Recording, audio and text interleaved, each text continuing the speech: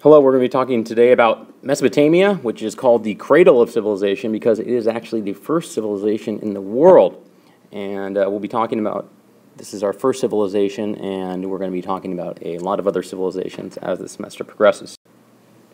You've got to know your grapes. So just a brief introduction to grapes. Grapes is an acronym that we use to analyze different civilizations. So each civilization has a unique geography, religion, achievements, politics, economics, and social structure. So today I'm going to be doing the grapes of ancient Mesopotamia. So why don't we get started? We will get started with the geography. The word Mesopotamia, if you go and break it down, they did not call themselves Mesopotamia. Later it gets called this region. It's modern-day Iraq, and the word Meso means middle, and Pop means river. So it's literally the land between the rivers. That's where you get the word hippopotamus. Hippo means horse, pop means river, so literally a hippopotamus translates to river horse. Fun fact of the day. The area of the world that they live in is the Fertile Crescent.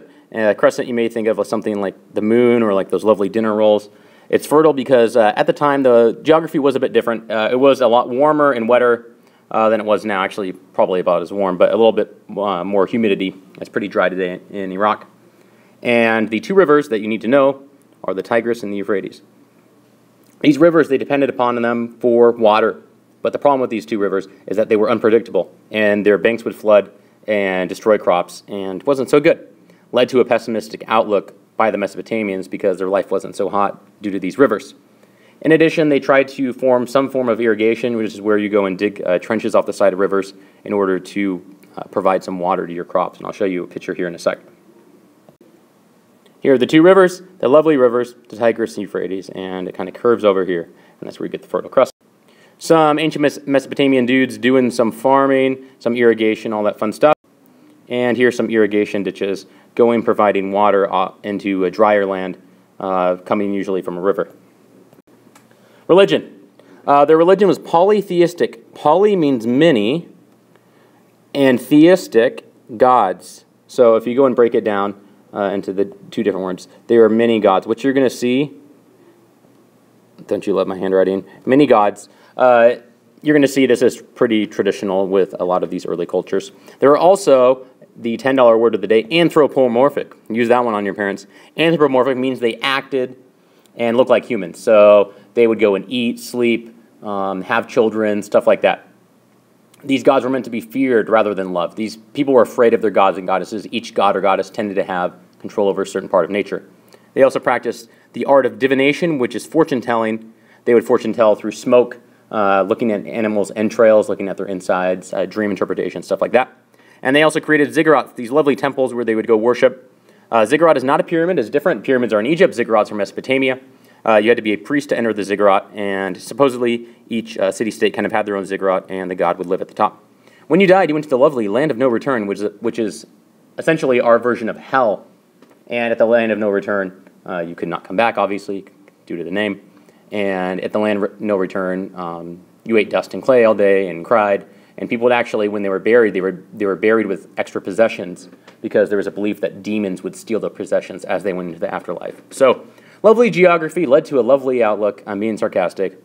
Geography was the rivers flooding led to a pessimistic outlook, which was reflected in their religion as well. This famous ziggurat, the ziggurat of Ur, which is supposedly the city of Abraham. So it's important to Christianity, Judaism, and Islam. These are some American soldiers going up the ziggurat in 2010, and I'll show you a picture of what it would look like at its full construction.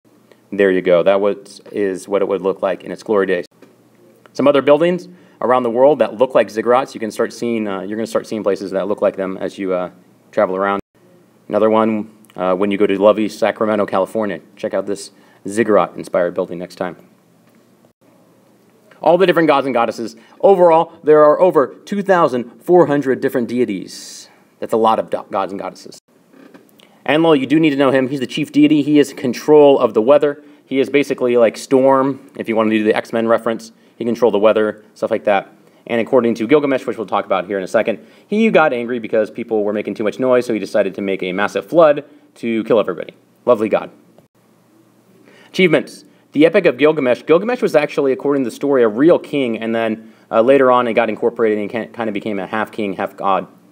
In the story, his best friend Enkidu dies, and he has to go on a quest for immortality, meaning he wants to live forever. And he finds the fruit that leads to immortality, but right before he gets it, a serpent goes and snatches it away. Oh, Mesopotamia, you are so sad. And also, according to the story, Enlil goes and makes a flood to destroy all humanity. One man is saved. There's a boat very similar to Noah's Ark, and I'll show you. This Ark tradition is all around the world, kind of crazy. And they also developed the writing style known as cuneiform. With cuneiform, you take a wooden reed called a stylus and you press it into wet clay.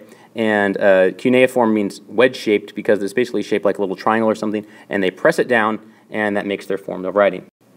This is a chart showing all around the world, all these different countries, and then the common elements that they have in a flood story. You can take a look at it. You can pause the video here. And there's a lot of similarities, pretty crazy. So at least it means at some point in history, there's probably some big flood in these areas of the world. We could not read cuneiform until the 1700s, and we found this inscription in Iran, which had 3 different languages, and it was similar to the Rosetta Stone, which you'll learn about in Egypt, and allowed people to go, and we can finally read cuneiform, which is kind of cool. Politics. Each city-state was walled off due to invaders. What is a city-state? A city-state is basically a smaller city, so like what you think about traditionally with a city, but their own government. State does not mean like California, Nevada, Alabama in this case. It means government. So it's a city that basically had their own government, mostly did their own thing. The rulers were said to have a divine connection, meaning they could talk directly to God. Initially, they were priests, and then the rulers of the city became military rulers. You have a bunch of dudes with testosterone leading your city. It's going to lead to constant warfare. And the other main political thing is the Code of Hammurabi, which was the first written law code that we have in the world. Known for its harshness, not so nice. And the Code of Hammurabi, code means laws, so laws of Hammurabi essentially, eye for an eye, stuff like that. Treated women horribly, which I'll talk about here in a sec.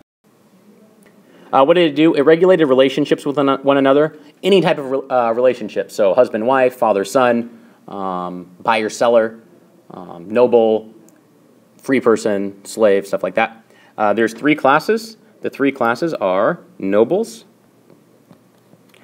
free people,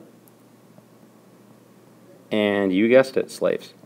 It depended upon what class, what your punishment was. For example, if you went and let's say you're a free person and you go up and slap a noble, you are lashed 60 times. But if you're a free person and you slap another free person, you just pay a fine. So it just depended upon the certain class. Obviously, slaves couldn't do much to nobles, and nobles could pretty much do whatever they wanted to slaves. Retaliation was fundamental, meaning an eye for an eye, all this lovely stuff, people's hands getting chopped off, impaled, all your favorite punishments. Economics, they did not have a system of money, they had a system of barter, meaning that they traded one thing for another, such as these lovely pig for this TV or whatever this is. In addition, they had kind of a form of early socialism where they would put collective gatherings of their grains together, and yearly they had to go and pay their grain.